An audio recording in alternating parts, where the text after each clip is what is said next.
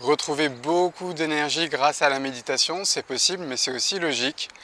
Nos pensées, notre système nerveux, notre mental consomment énormément d'énergie. C'est même l'organe qui consomme le plus d'énergie dans notre corps. Donc quand on arrive à l'apaiser, à le ralentir, ou même à le couper, on retrouve toute cette énergie qui était utilisée pour parfois pas grand-chose. Donc quel est le but de la méditation? Quel est l'objectif finalement? Et comment s'y prendre?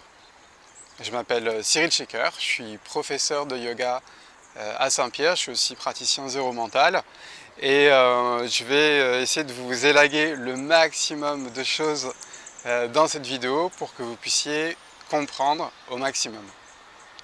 Donc la méditation, pourquoi on médite? Si vous voulez, vous avez 60 000, 80 000, 90 000 pensées par jour. Et toutes ces pensées, je ne suis pas sûr que ce soit vous qui les décidiez.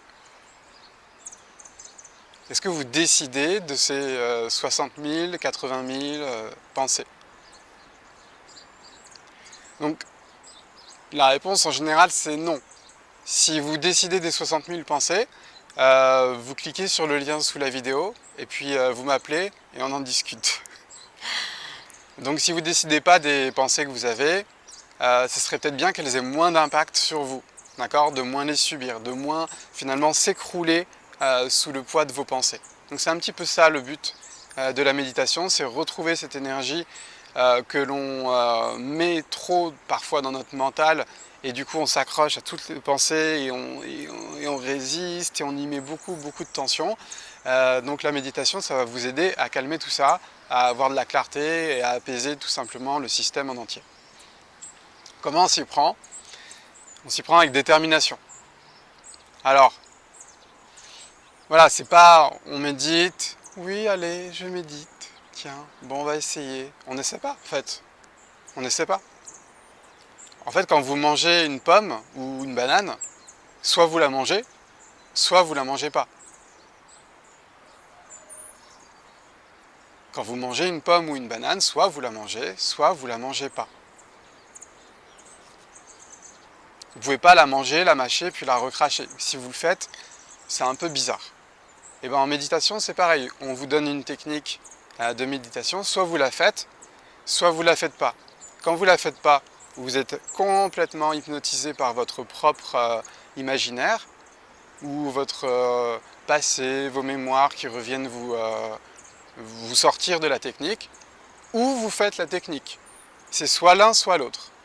Donc, vous avez une approche, une détermination qui va être particulièrement impactante et qui va être la clé au-delà de la technique. C'est vraiment comment j'y vais, avec quelle détermination, avec quelle envie, avec quelle volonté. Soit je la fais, soit je la fais pas la technique.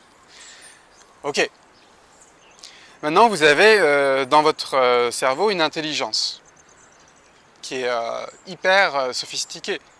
Vous avez une utilisation de la mémoire, une mémoire qui est très vive. Et vous avez une capacité à imaginer tout un tas de choses qui est très puissant. Le problème, c'est que vous utilisez cette intelligence contre vous. C'est une super intelligence. Si on vous l'enlevait, c'est vrai que ça serait peut-être mieux. Si je vous enlève la moitié de votre cerveau,